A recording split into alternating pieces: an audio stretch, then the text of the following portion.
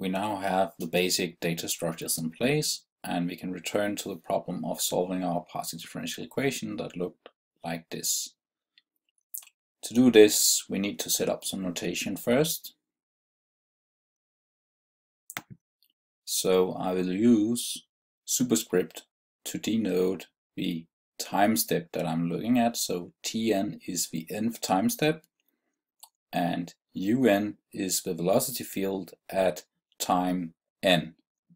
So this makes it a little bit shorter notation. To deal with the partial differential equations, we need to approximate the derivatives. This is done using a Taylor series expansion. So here we see the velocity field, we see the value at Tn plus delta t, so that is the velocity field at Tn plus 1 is equal to velocity field at time Tn plus the time derivative velocity field multiplied by the time step plus the second order terms. By dropping the remainder terms, we get an approximation where we basically shuffle around the remaining Taylor expansion to isolate the time derivative on the left hand side and move everything else to the right hand side. And introducing the shorthand notation, we see that the time derivative of velocity field at time n can be approximated as the velocity field at time n plus 1 minus velocity field at time n divided by the time step size.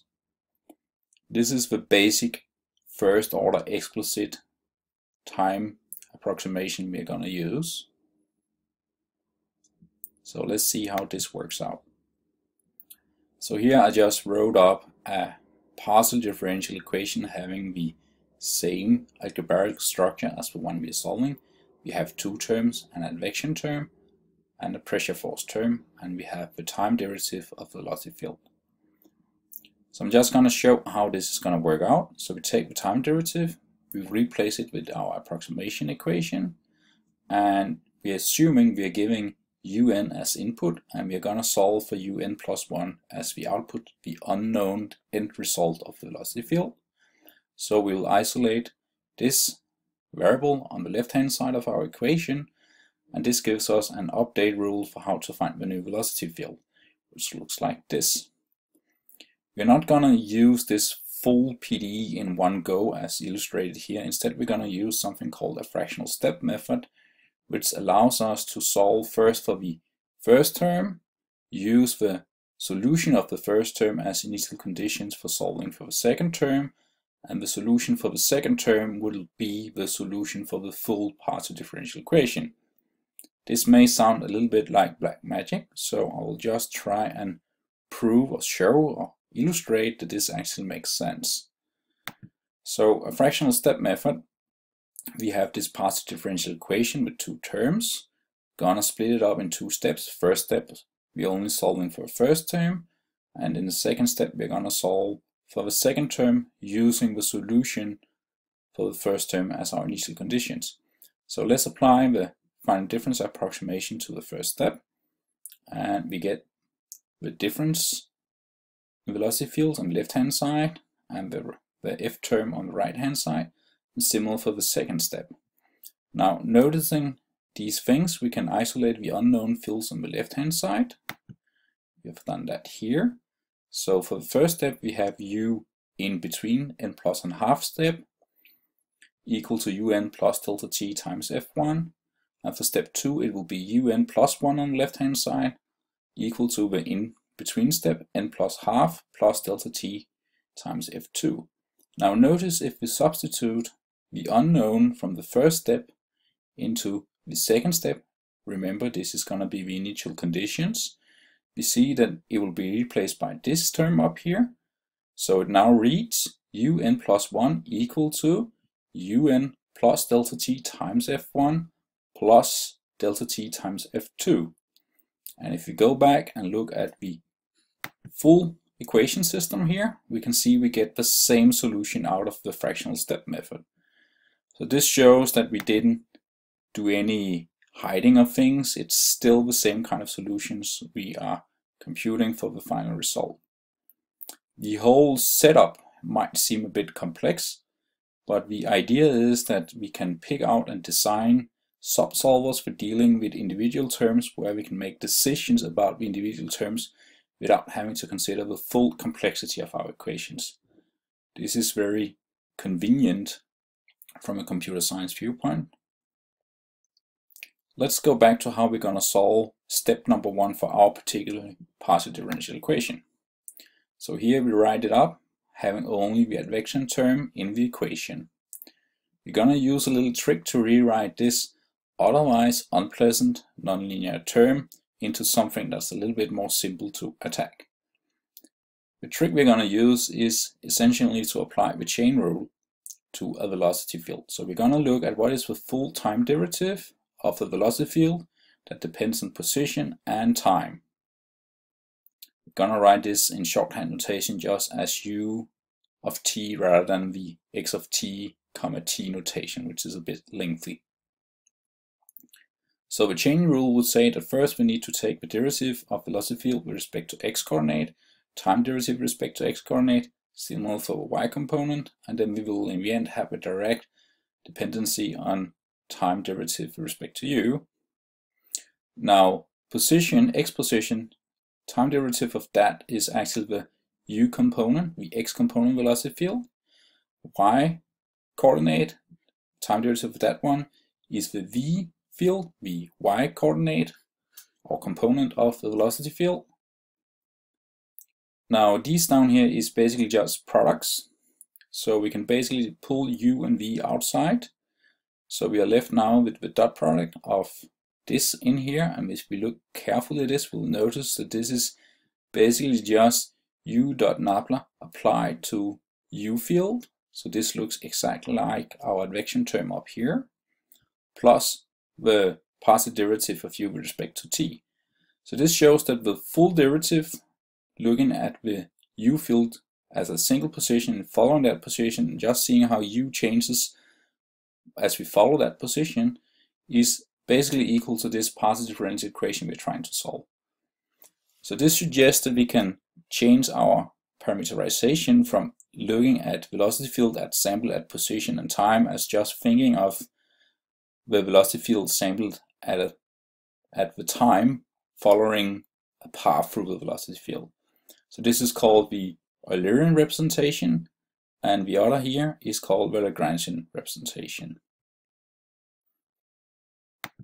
So knowing we can basically change the way we think of representing the velocity field from the Eulerian representation to a Lagrangian representation and applying the finite difference approximation, basically see that solving for the new velocity field corresponds to tracing back the position of the current position we're looking at to the time in the past where we came from, find the velocity field at that value, and copy it forward to the position we come to or come from. So this basically shows that we can just follow the path the fluid is moving through and then copy the velocities on that path forward. Here's an explanation showing it a little bit more graphically. So here we are at a grid node where we want to solve our partial differential equation. The way we just explained it is that we basically have to take velocity here, trace the path forward, and copy that value forward to this position. This is a little inconvenient because there might not be a grid location at the forward position that we are going to look at. So instead we're going to do a different trick. We are going to do this more implicit in nature. We're going to trace the path backwards, find the position we come from, interpolate the velocity using our interpolation function at this originating position, and then we're going to copy that velocity value forward and assign it to a grid node where we came from. Now to trace the path, we're going to use a time integration method, and I just picked a Runge-Kugger second order method for doing that. The usually forward mode of this is illustrated here. You take the velocity at current position, you use that to take half a step forward, time integrate half a time step forward to find an in-between position. At the in-between position, you determine the velocity field value, and you use that in-between velocity to take a full step from the original position to the final position. You could say that this is a way to use the in-between velocity to take a full positional step. Now, if we run the method backwards, it more or less reads the same. So notice just the plus signs change into minus, and it will be n minus 1/2 that's going to be the in-between step, and n minus 1 that's going to be the final position.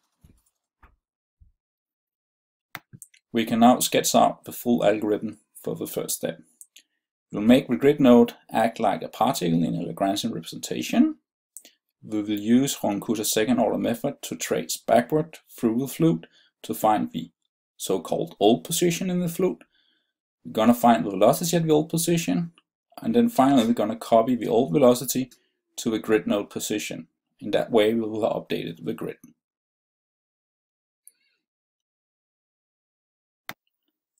Let's now look at how to implement this in Mabel using our existing data structure framework. So first I'm going to implement the second order Roncout method.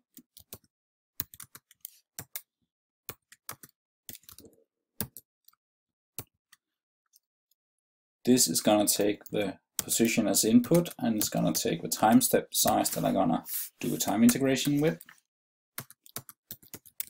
Then we need to find the current velocity at the current position. I'm going to use our velocity interpolation function that we wrote previously.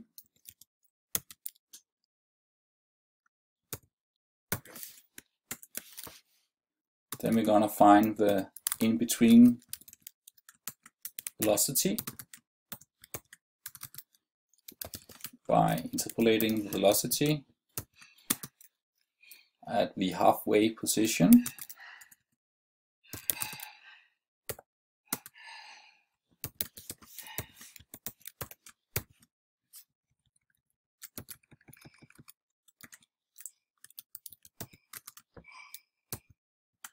Like this. And finally, we can find the position we are looking for.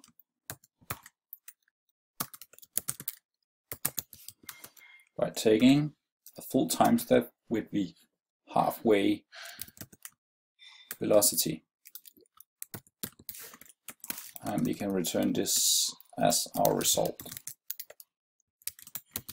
Like this. Let's see if Mabel accepts what we wrote. It seems like it's doing fine. Okay. Then we need to write a procedure that can update the velocity field on each grid node. So let's call the procedure advect velocity. This reflects that it's solving the first step of our partial differential equation.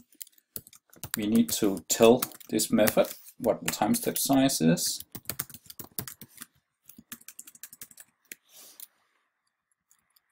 And then we need to set up a loop, looping over all nodes in the velocity grid. And we recall we have two grids. We have one storing x components and one storing y components. And we're going to do the loop using one-based indexing. Let me see, the x component had +1 compared to the pressure field.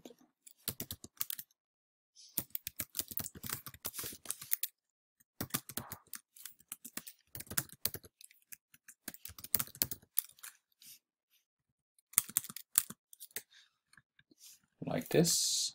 This will be the double for loop over the u component, and the double loop over the v component is almost identical, except we need to make dimensions match the grid we are working with. Okay, then we need to convert our one-based indexing into zero-based indexing. Like this, similar for j, like this, and we will do that too for the v component of the velocity field, like this. Then we need to get the cell position at this grid location. So we're gonna have the position equal to get, and let's see, what did we call these methods we created previously? Get cell position u, get cell position, there's a little error here, v, get cell position u of I0, J0, like this. Then we are gonna trace this position backwards using the 1-2 method.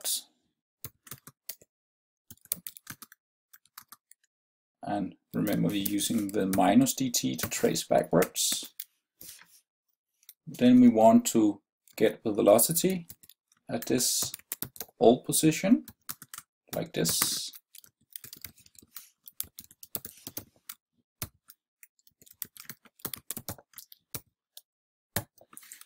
And then we need to update our velocity field.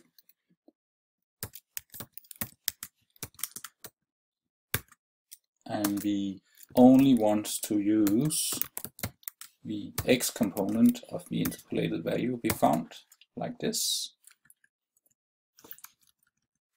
Recipe for the v field looks identical to this. Oops, that was a little bit too much. Except it has to be from cell position of v, still tracing back, still getting velocity, and we need the second component. We need to store this into v. We are almost done here.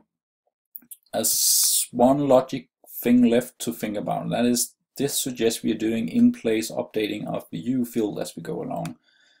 So that means that we're going to mix all the new values when we do our interpolations. This is actually not what we want. We want to replace the whole field with new values, and we're going to only use the old values for the interpolation. So we need to work with some copies of the velocity fields.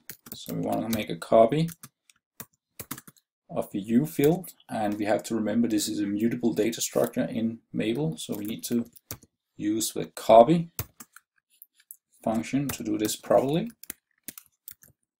Same for the v field. Whoops, that's not what I wanted.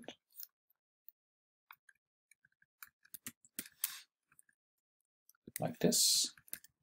And once we are done creating this new updated copy field, this needs to be the copy value.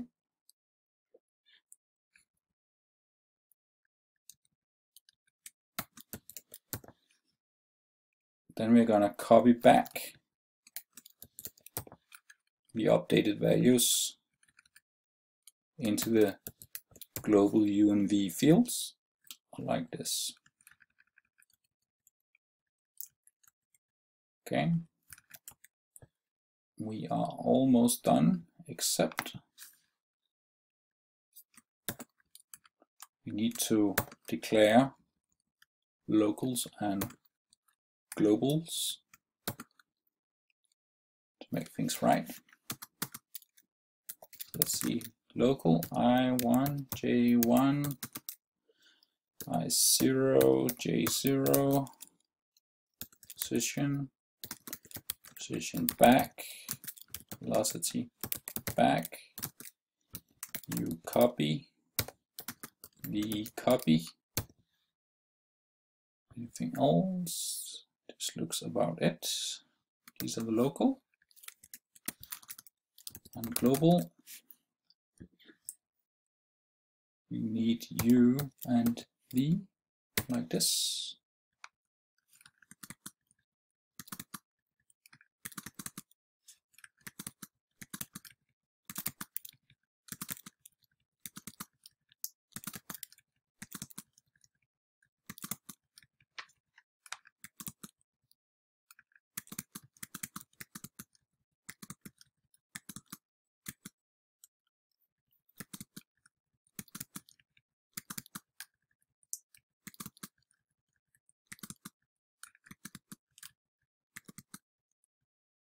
Okay, let's see if this works out.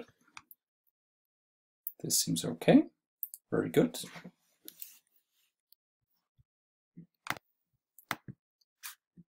And we're just gonna remove all this output.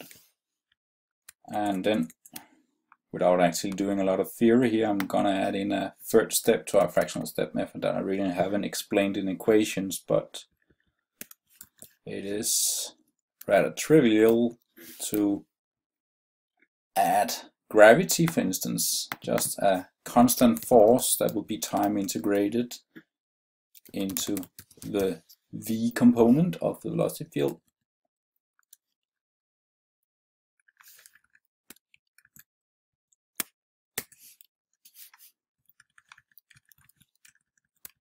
So basically it's just gonna be almost, the code almost looking like the advection part, but it's gonna be simplified a lot.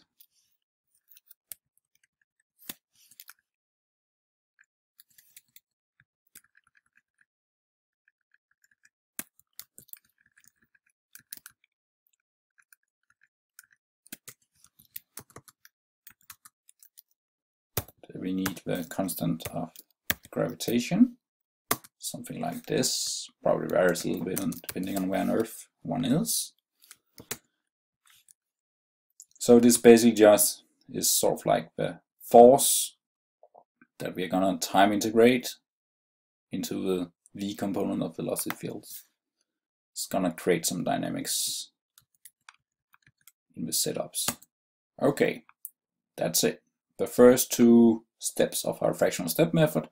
Now we only have to deal with the pressure forces.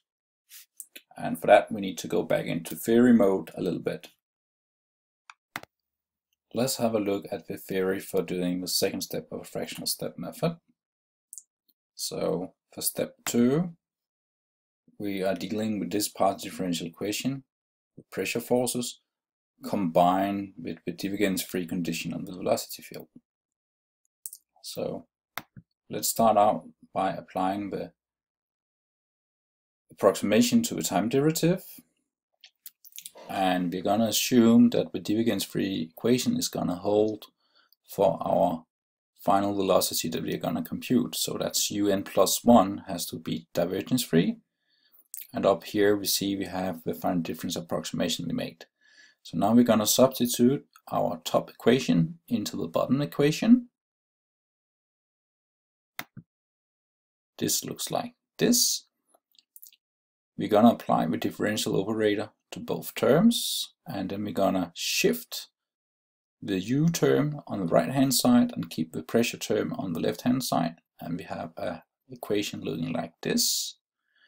Notice that un plus and half, the in-between step velocity, is actually the result we got from the first step of a fractional step method. So this is a known velocity, so we can just compute the divergence. It will end up as a constant right hand side vector in the end. Then we have the left hand side term. This is the second order differential derivatives of the pressure field. So this is the Laplace operator applied to the pressure field multiplied by a constant. So this is essentially a Poisson equation that needs to be solved to find the unknown pressure field. So this means we now have this strategy of first trying to solve this pressure equation, which is a Poisson equation for the pressure field. Once we have found the pressure field, we're going to apply the pressure field in the time approximation we made, basically using the P field to find the pressure forces and update the velocity we got out from the first step to reach the final velocity that we wish to compute. Okay, so now we have the basic strategy out here. So the only thing that's playing tricks on us right now is how to deal with these partial derivatives, double derivatives in x and y coordinates, and this Mabel operator and the gradient operator. So this will be the next task that we're going to look at.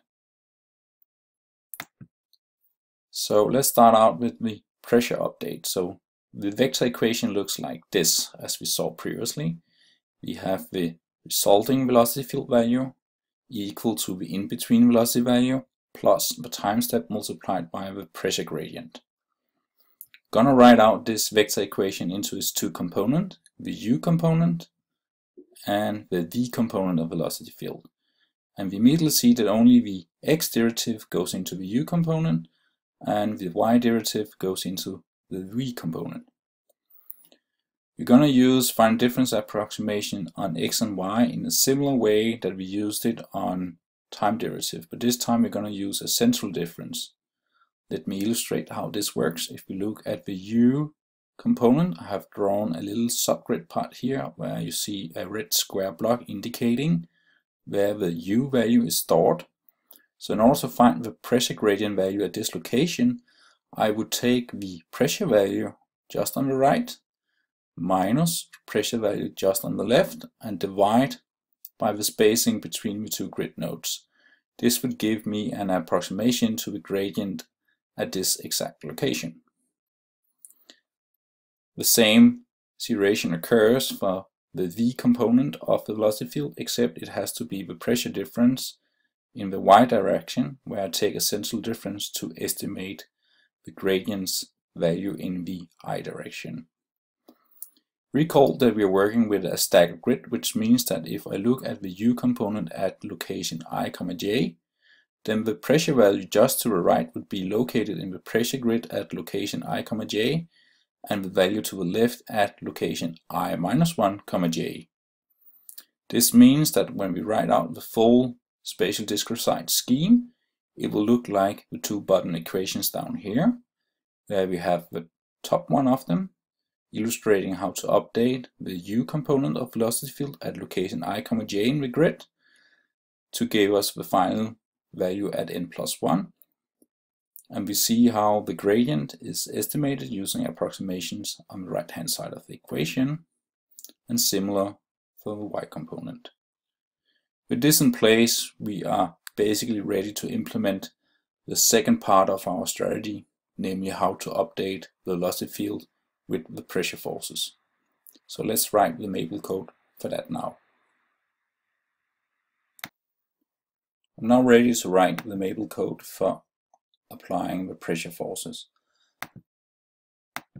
I'm gonna use the advec velocity procedure as a boilerplate template code for making this implementation, basically because I'm lazy and don't want to make too much code from scratch. So the first we're going to do is we're going to rename this method into something a bit more meaningful. Still going to have the time step as input.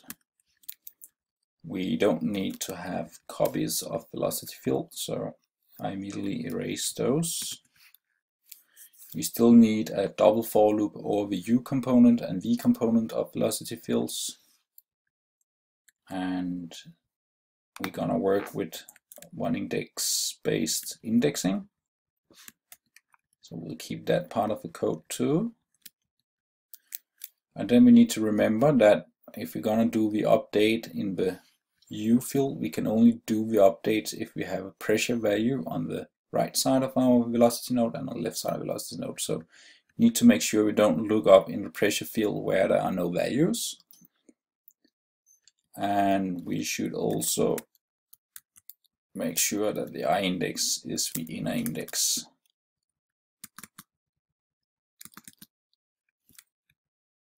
That would make it a little bit nicer. Okay, like this, like that. And now we can write the update rule. It reads out more or less like we showed in the theory.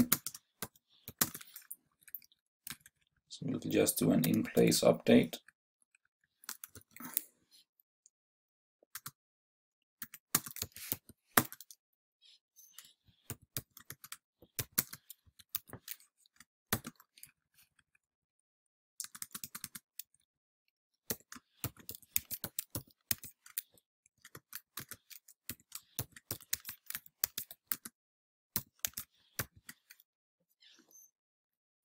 Let me just check. That looks alright. So this was for the x component, and we'll do similar for V component.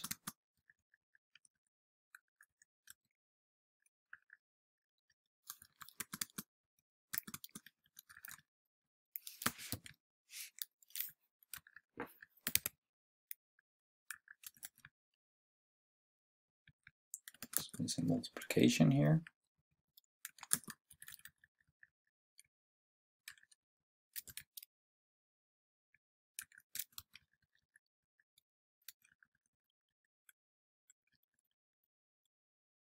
And then we need to clean up these locals.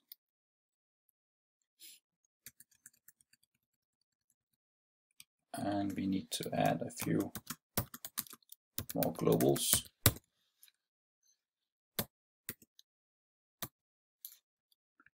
Let's see, we're using p at dx dy, dt is coming in as an argument, u and v, m and n. That should be it. Oh.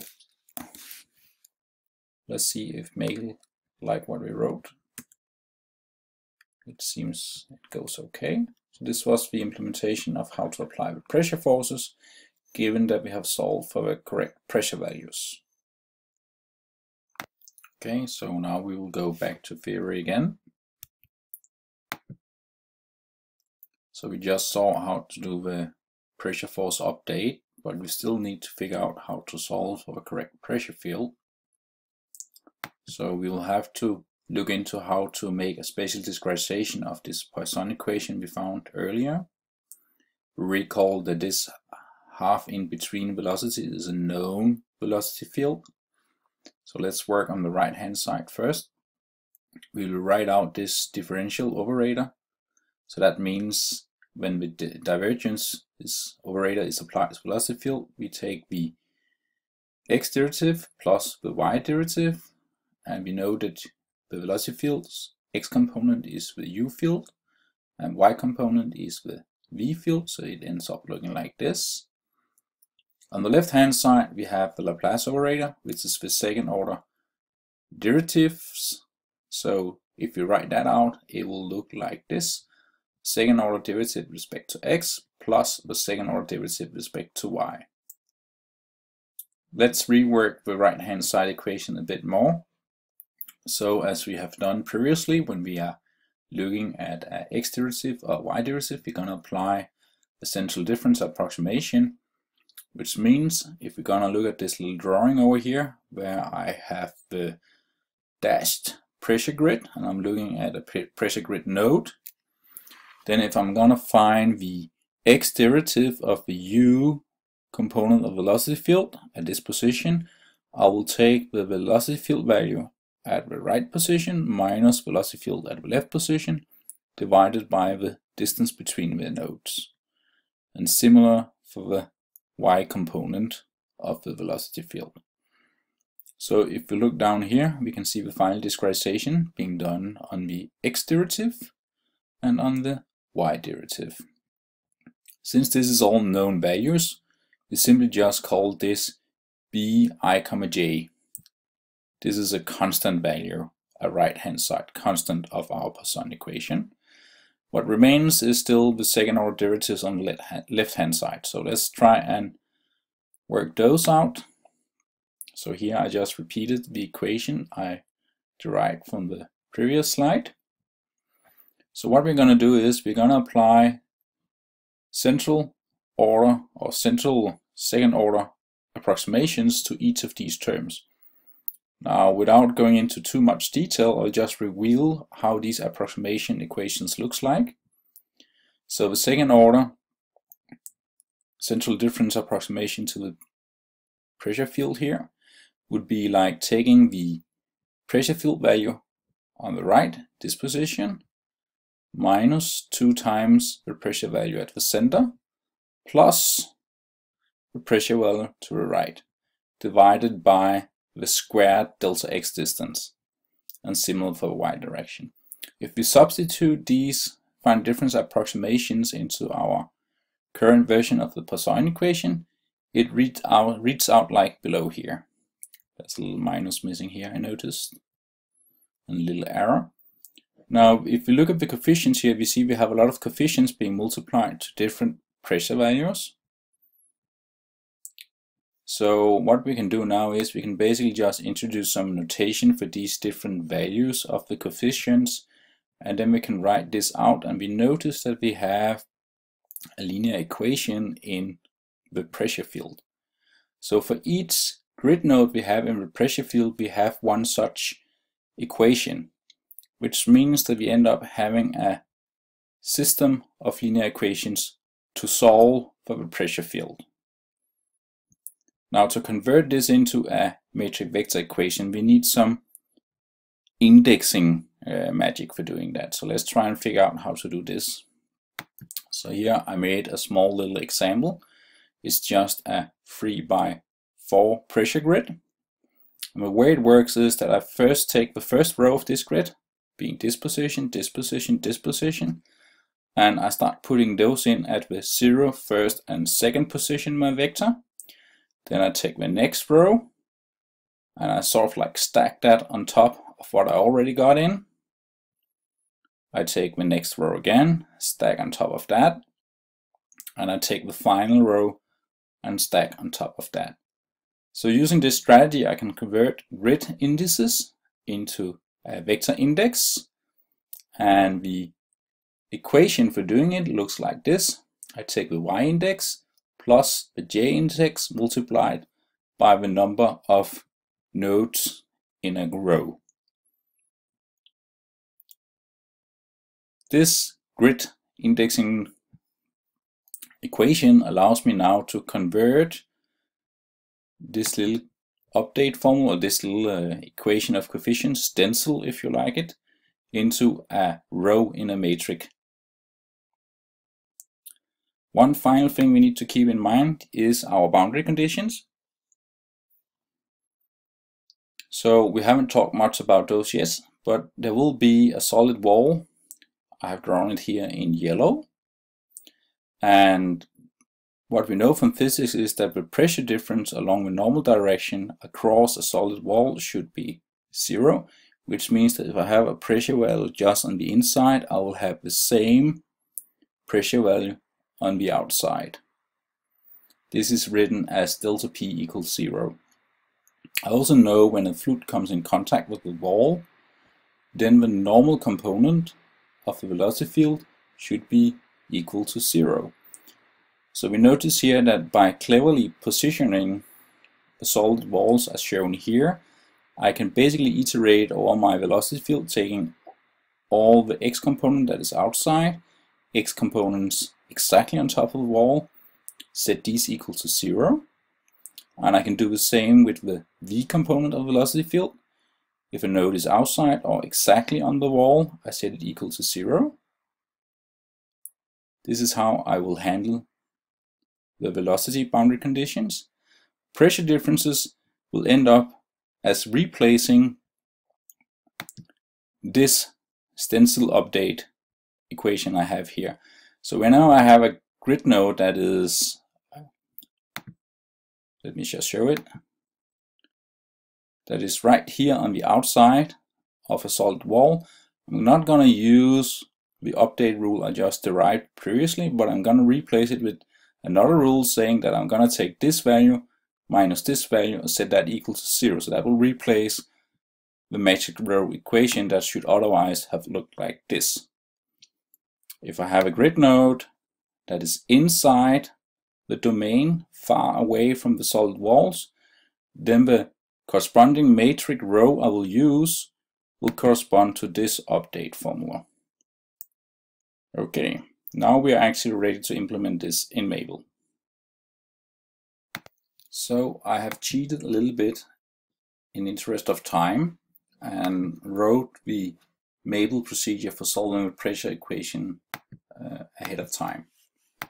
So I'll just go through my implementation and explain how it works. So first I have a procedure, I give it a meaningful name, solve pressure equation. Then I need to declare some local variables here. It will become evident a little later on what these values are actually doing. Then I'm declaring a local variable that's basically just counting the number of variables I have in my Poisson equation. So that will be equal to the number of grid nodes that we have in our pressure grid. I need a coefficient matrix for storing the coefficients for each row that I will create in this matrix system. And it will have the same number of rows and columns as the number of variables that we have in the pressure grid. And I need a right-hand side vector for my Poisson equation as well that will store the divergence value of the in-between velocity field.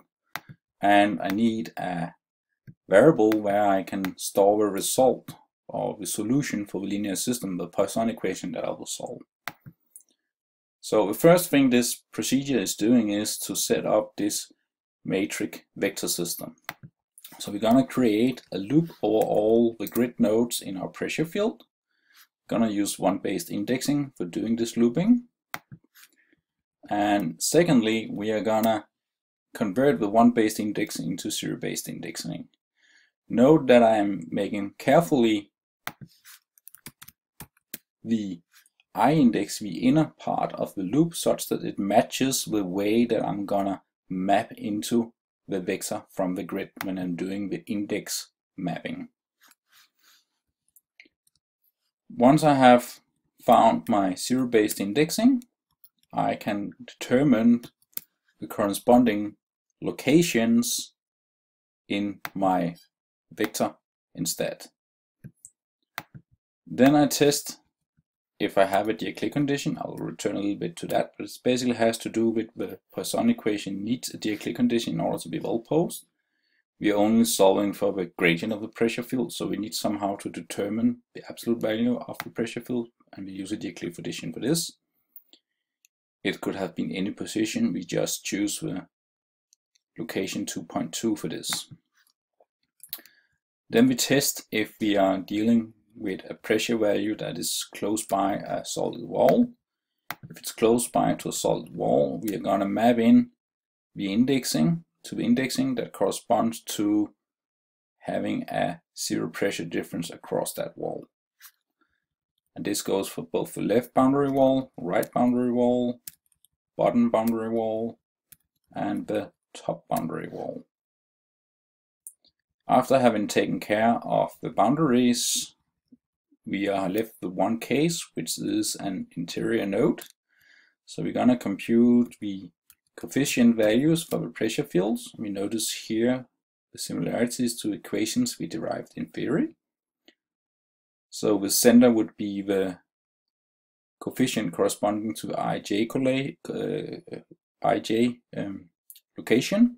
Right would be I plus 1, j, left I minus 1, j, A up would be I, j plus 1, A down would be I, j minus 1. And B center is the bi, j value, which is basically just the divergence of the in-between velocity field. Once we have computed all the coefficients values, we can store those properly into the matrix vector equation system, where we're using the index conversion formulas that we have derived early on. Once this double for loop has completed, we will have set up the A matrix and the B vector. And now we are simply just invoking the linear solve method from the linear algebra package in order to determine the solution X.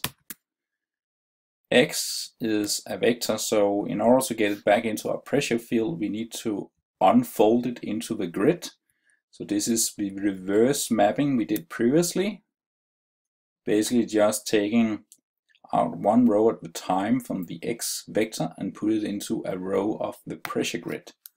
This goes on right here.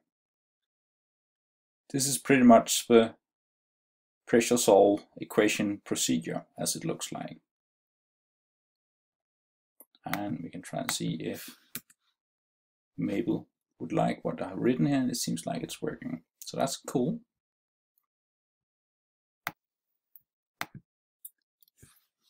So we saw that we were dealing with the pressure boundary conditions inside the solved pressure equation to make sure that when we solve the linear system, it takes the proper pressure conditions into account. We also need a procedure that can help us applying the velocity boundary conditions. And again, I cheated a little bit and wrote the procedure before, ahead of time.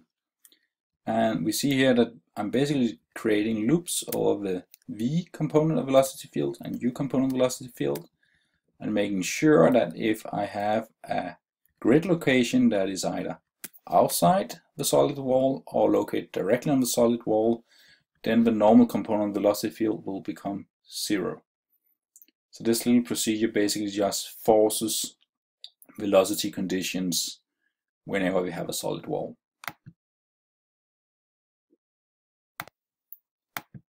We now have all the ingredients that should make up our simulator, so we can now write the simulation loop that is going to do the time integration of our simulation. So let's call the simulation method for run. It's a procedure. It needs to take an argument that's going to be the time, total time that we want to simulate. We need to have some time step size that we're going to apply. I'm just going to give it some value. I haven't given this some careful consideration. I'm just picking out a value from blue air.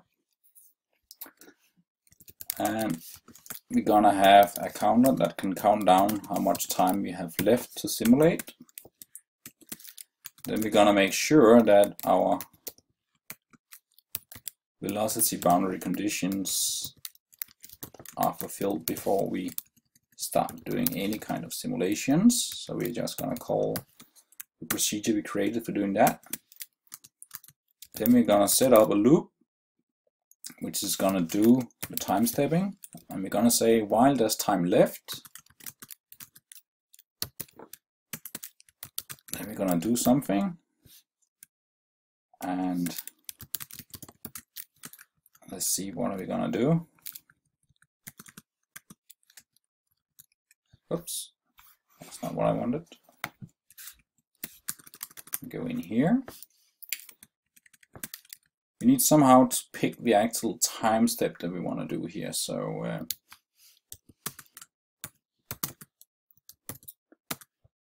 this will be a little bit black magic now, but it will become clear later on what I'm actually doing here. So it might be that the time that I want to simulate is not really a multiplum of the time step size I have in here. Let's say it was 0.015. That means that after taking the first time step, that will be 0.005 times left. So I need to make sure that the last time step will actually just take the right amount of time that's left.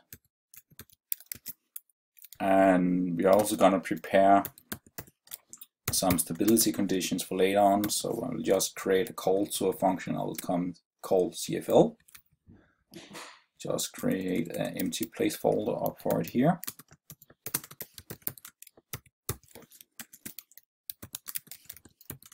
Like this. Let it return some value.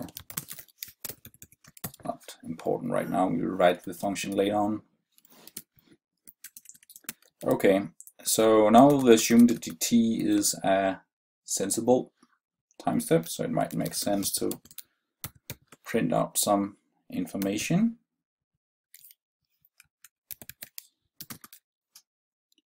So it could, for instance, be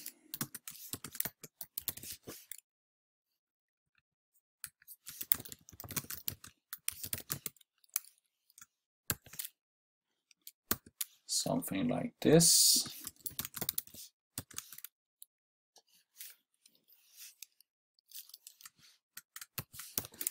Then we can follow a process when we do simulations. As the first thing, we're going to apply gravity to the system.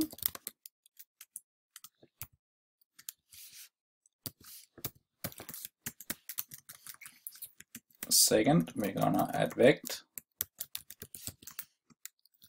velocity.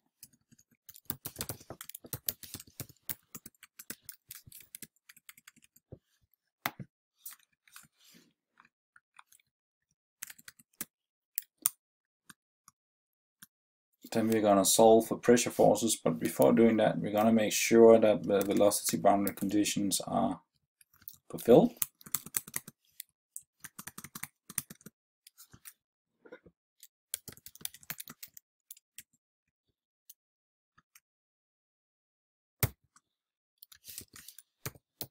Like this. Once we have solved the pressure field, we can now apply the pressure forces.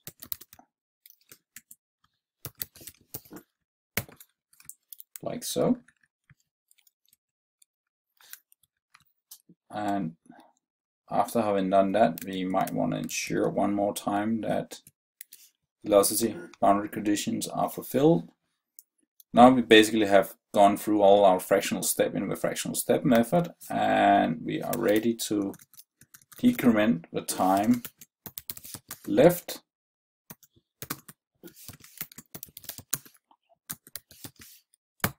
so we can take another loop of our simulation.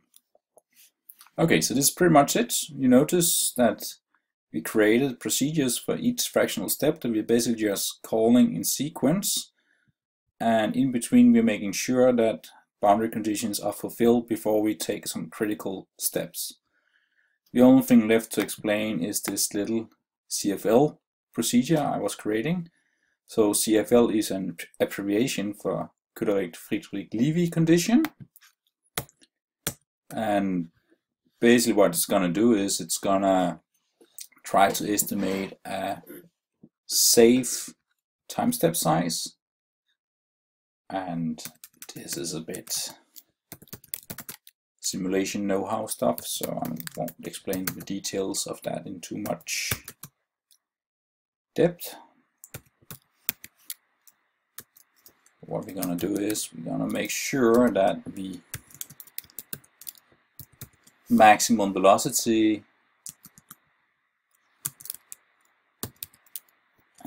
we'll get that like this, and let me see, it could potentially be 0, so I would probably need to make sure I don't have a division by 0. I can do this like this, just picking a small number, adding that there.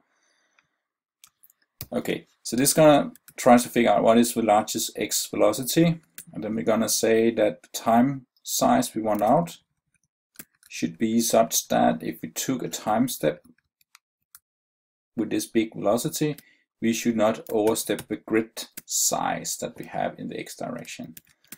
Gonna do the same for the v component.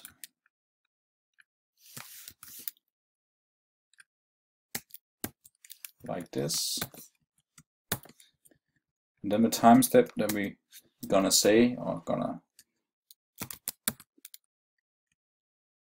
estimate as safe,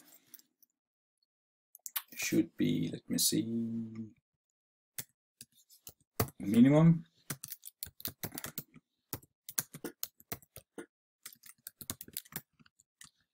Like this. Then we just need to make sure globals are declared. This should do it. Let's see. Yes, that looks about right. That's it. Now we have written all parts of the simulator and the simulation loop. So all that's left is basically to write a little initialization procedure that can initialize PU and V fields, and then invoke the run method with some time step size, and then basically see what the final results are. So this is left for home exercise.